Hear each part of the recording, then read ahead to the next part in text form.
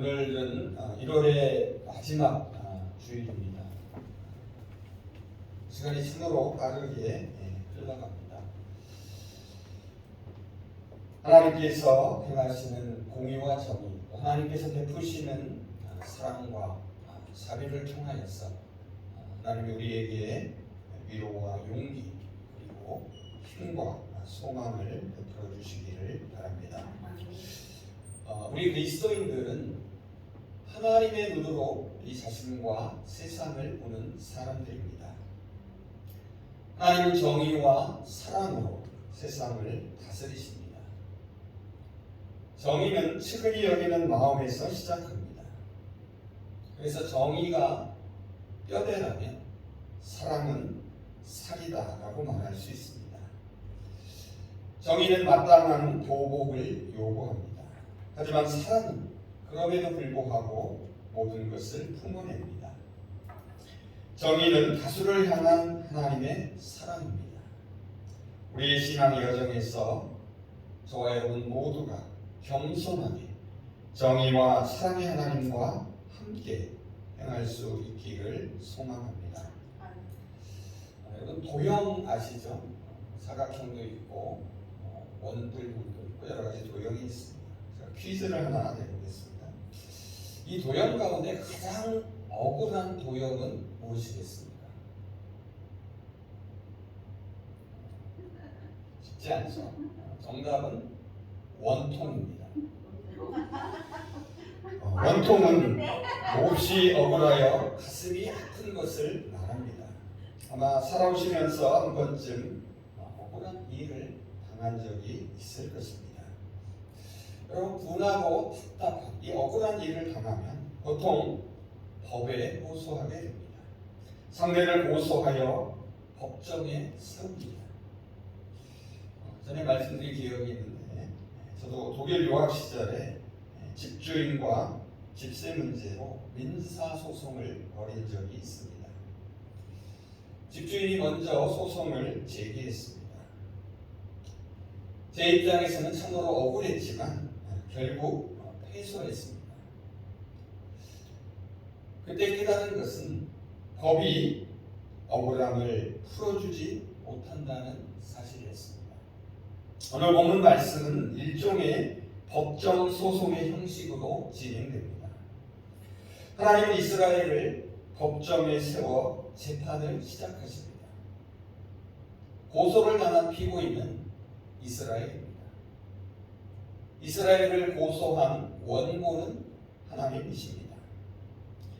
예언자 미가가 피고와 원고를 대신하여 말합니다. 말하자면 변호사와 검사의 역할을 함께 하고 있습니다. 그런데 여기서 주목할 것이 있습니다.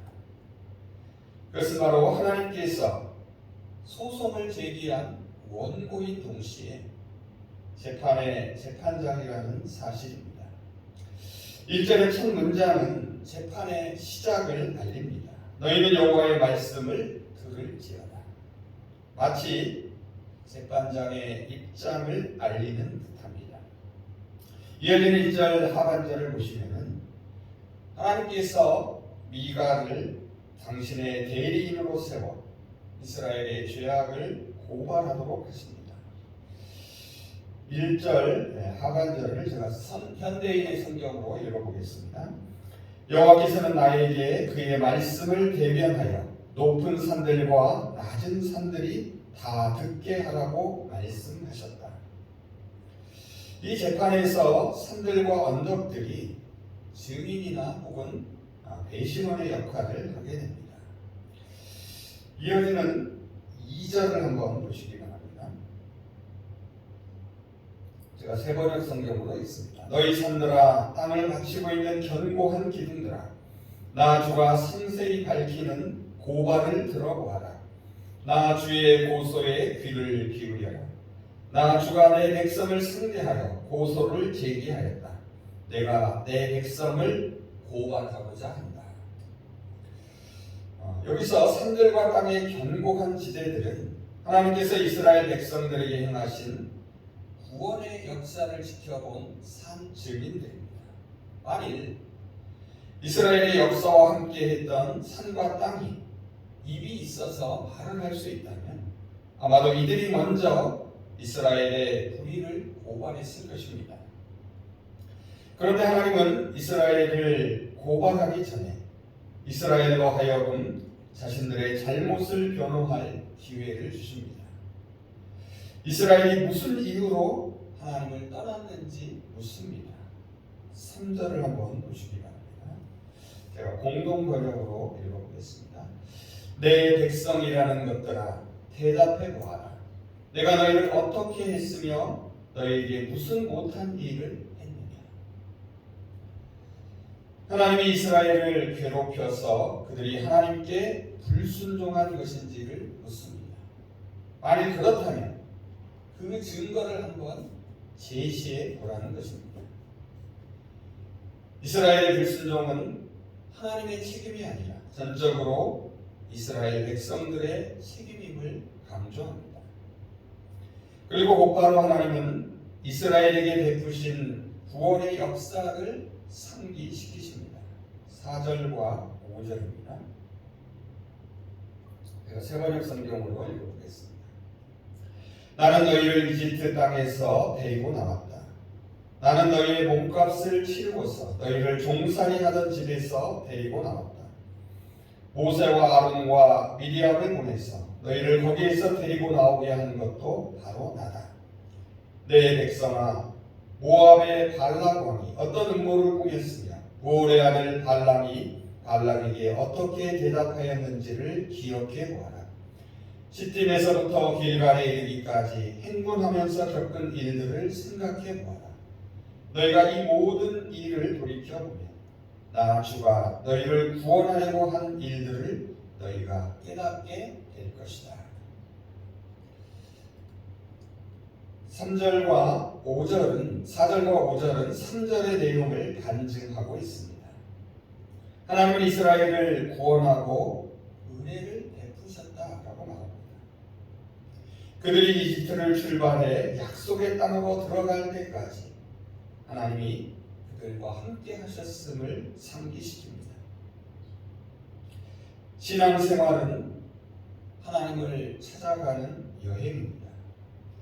신앙 여정의 최종 목적지는 축복이라는 이름의 땅이 아닙니다. 돈이나 지식이나 명예 같은 것도 아닙니다. 신앙 여정의 끝에서 만나는 것은 하나님입니다. 더 정확하게 말하면 신앙의 여정 내내 하나님과 함께 동행하는 것입니다. 그래서 이스라엘에게 있어 약속의 땅 가나안은 하나님 안에 있습니다.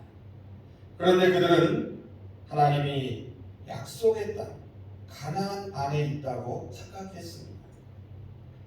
비록 모세는 약속의 땅 가나안에 들어가지는 못했습니다. 하지만 그는 하나님과 함께 했습니다. 하나님이 그와 함께 하셨습니다. 그렇다면 그는 진정으로 하나님 안에서 하나님을 만난 구원을 경험한 것입니다. 이집트를 출발해서 가나안으로 가는 이야기는 땅을 찾아가는 이야기가 아닙니다. 하나님을 찾아가는 이야기입니다. 구약 성서에서 약속의 땅 가나안은 팔레스타인이라는 그 지역에 있는 것이 아닙니다. 하나님의 백성에게 약속의 땅 가나안은 언제나 하나님 안에 있습니다. 하나님은 이스라엘의 역사 속에서 행하신 구원의 사건들을 보여주셨습니다. 이스라엘 백성들은 하나님이 그들에게 얼마나 신실하셨는지를 이제 기억하게 됩니다. 그리고 하나님의 고소에 대하여 인정하면서 해결책을 찾기 시작합니다. 6절과 7절입니다. 세 번역으로 읽습니다. 내가 주님 앞에 나아갈 때에 높으신 하나님께 예배드릴 때에 무엇을 가지고 가야 합니까? 번제물로 바칠 1년 된 송아지를 가지고 가면 됩니까? 수천 마리의 양이나 수만의 강줄기를 채울 올리브 기름을 드리면 주님께서 기뻐하시겠습니까? 내 허물을 벗겨주시기를 빌면서 내 맏아들이라도 주님께 바쳐야 합니까? 내가 지은 죄를 용서하여 주시기를 빌면서 이 몸의 열매를 주님께 바쳐야 합니까? 마가는 마치 이스라엘이 말하는 것처럼 그들의 생각을 대변합니다. 그리고 그것이 얼마나 잘못된 생각인지를 폭로합니다. 피고 이스라엘은 종교 행위를 더 열심히 하겠다는 약속으로 이 문제를 해결하려고 합니다. 여러분 6절을 다시 한번 보시기 바랍니다. 그들이 무엇인가를 가지고서 하나님 앞에 나아가려고 했다고 두 차례나 강조합니다. 실제로 하나님께로 나아가는 그들의 손을 주목해 보십시오. 하나님께 바치려는 제물의 양이 점점 커지고 있음을 알 수 있습니다. 처음에는 하나님께 바칠 번제물로 1년 된 송아지 한 마리로 시작합니다. 그 다음은 어떻습니까? 천천의 순양으로 증가합니다. 마침내 만만의 강물 같은 기름으로 확대됩니다.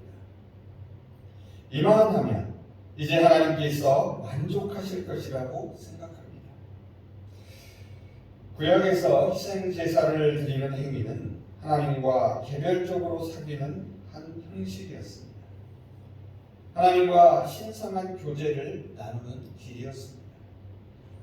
짐승을 잡아 바침으로써 인간은 자기 자신을 하나님께 바쳤습니다. 그리고 거기에는 속죄의 능력이 있었습니다. 하나님과의 관계를 회복하고 새롭게 하는 힘이 있습니다.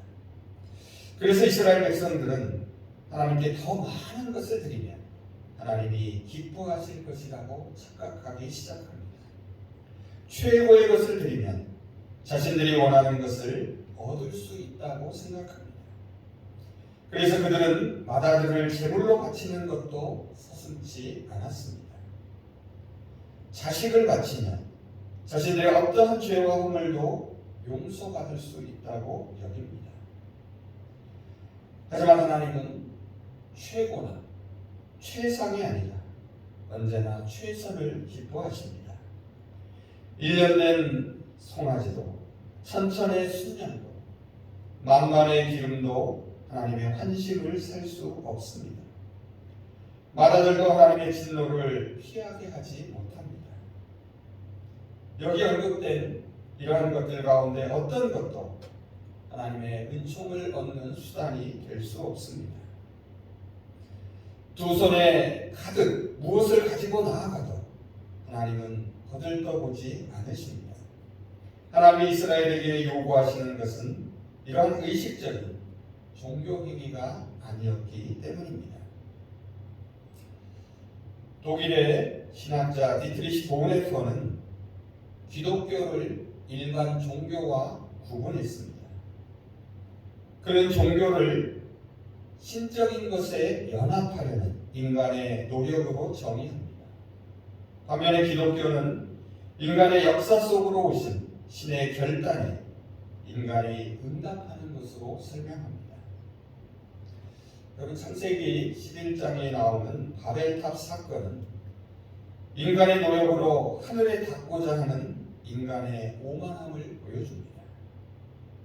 반면에 출애굽한 이스라엘 백성들이 광야에서 하나님을 만나게 됩니다.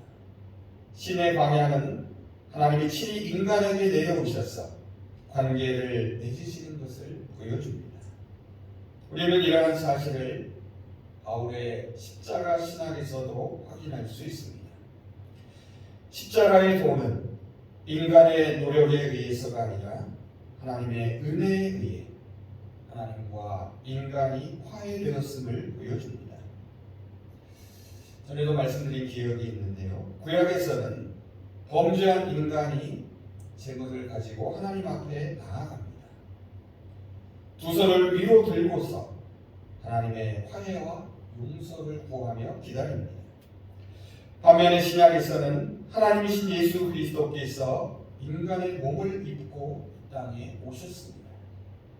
십자가에서 모든 죄를 이미 용서하시고 화해의 손을 내미고 계십니다. 구원은 올라가는 것이 아니라 내려가는 것입니다. 높아지는 것이 아니라 낮아지는 것입니다. 우리 인간은 하나님의 영역으로 결코 올라갈 수 없습니다. 그래서 하나님이 우리 인간의 영역으로 내려오셨습니다. 성육신의 사건이 바로 구원입니다. 그렇다면 하나님이 요구하시는 것은 무엇이겠습니까? 하나님이 기뻐하시는 것은 무엇일까요? 이 질문에 미가는 8절에서 이렇게 답을 합니다. 8절을 한번 보시기 바랍니다. 세 번역으로 읽습니다. 너 사람아, 무엇이 착한 일인지를 주님께서 이미 말씀하셨다. 주님께서 너에게 요구하는 것이 무엇인지도 이미 말씀하셨다. 오로지 공의를 실천하며 인자를 사랑하며 겸손히 내 하나님과 함께 행하는 것이 아니냐.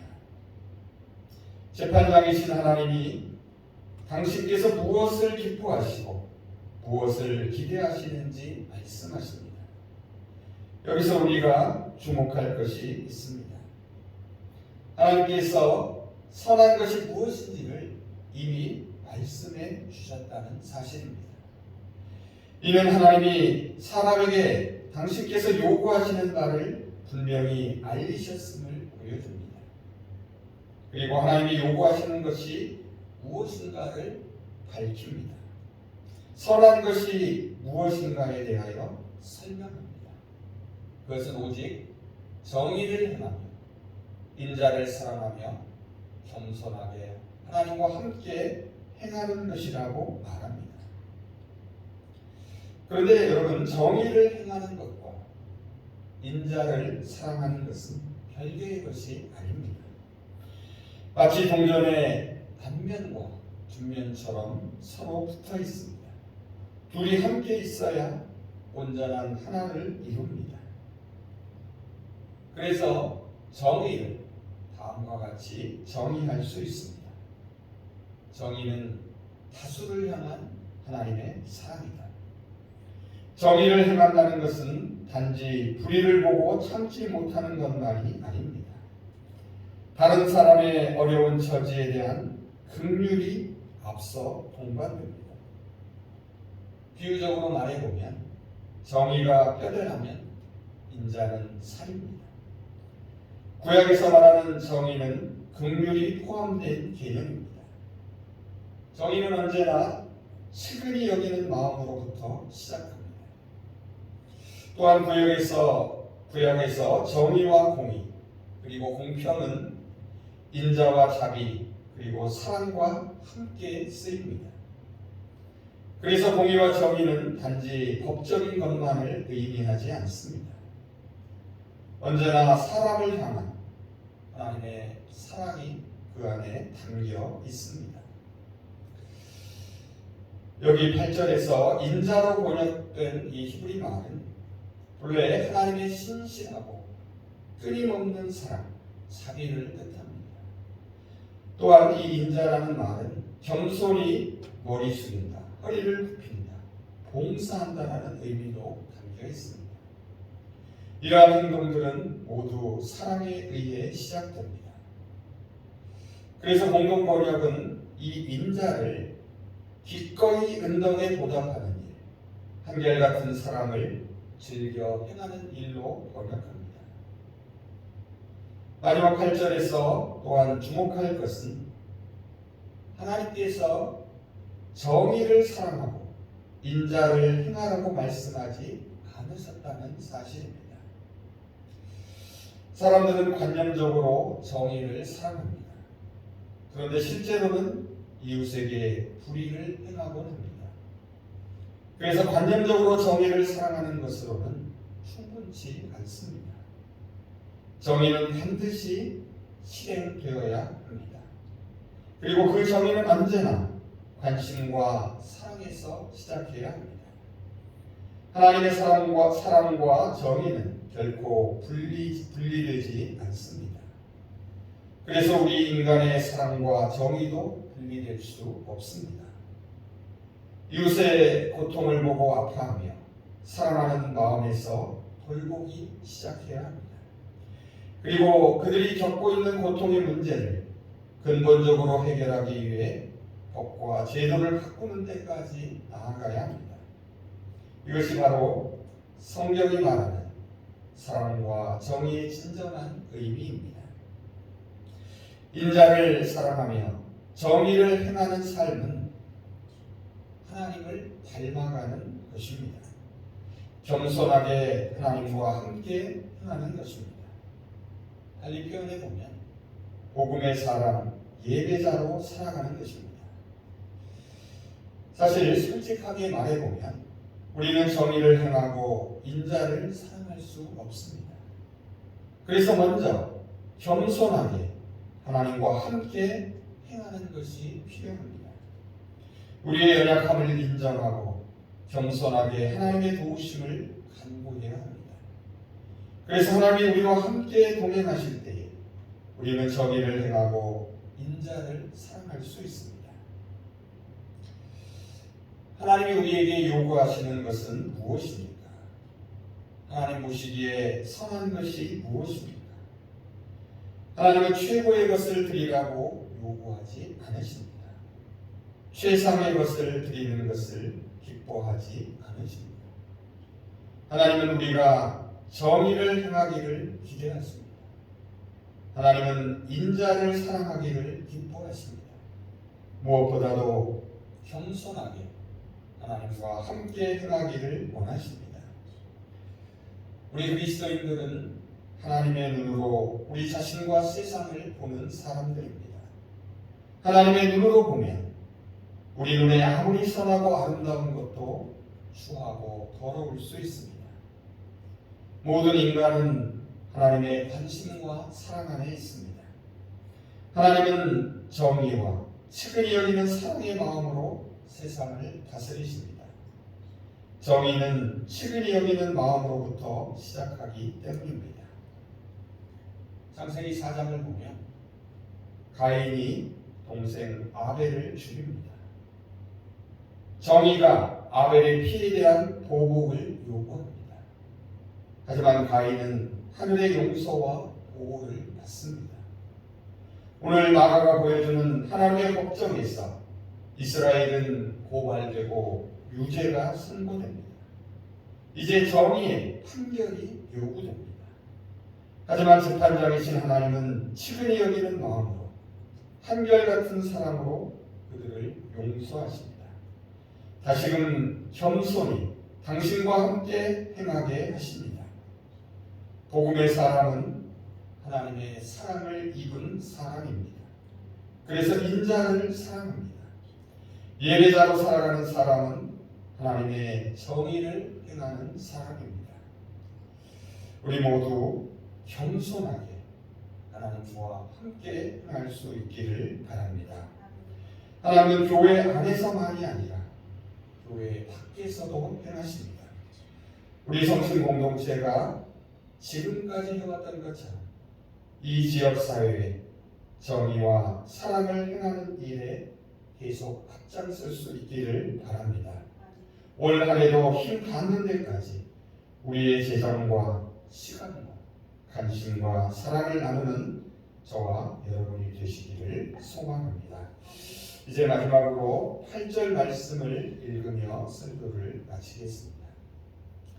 사람아, 주께서 선한 것이 무엇임을 내게 보이셨나니 여호와께서 내게 구하시는 것은 오직 정의를 행하며 인자를 사랑하며 겸손하게 내 하나님과 함께 행하는 것이 아니냐.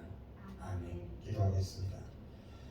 사랑과 정의의 하나님, 연약하고 부족하지만 저희에게 요구하시며 지금도 기대하여 주심에 감사를 드립니다. 저희 손에 그 무엇을 가득 들고 나아간다 할지라도 하나님을 기쁘시게 할 수 없음을 기억하게 하시고 저희로 하여금 최고가 아니라 언제나 최선을 드릴 수 있는 마음과 믿음을 허락하여 주시옵소서. 저희 모두는 하나님의 관심과 사랑 안에서만 존재합니다. 죄와 허물로 인하여 저희가 마땅히 정의의 심판을 받아야 하지만 십자가의 사랑으로 용서하시고 하나님과 함께 다시 시작하게 하심을 감사드립니다. 겸손하게 하나님과 함께 행함으로써 저에게 친히 여기는 사랑의 마음을 주시고 정의를 행할 수 있는 힘과 용기를 주시옵소서. 저희 성신 공동체가 이 시대에 이 지역에 하나님의 정의와 사랑에 기초한 하나님의 나라를 이루는 마중물이 되게 하여 주시옵소서. 예수 그리스도의 이름으로 기도합니다. 아멘.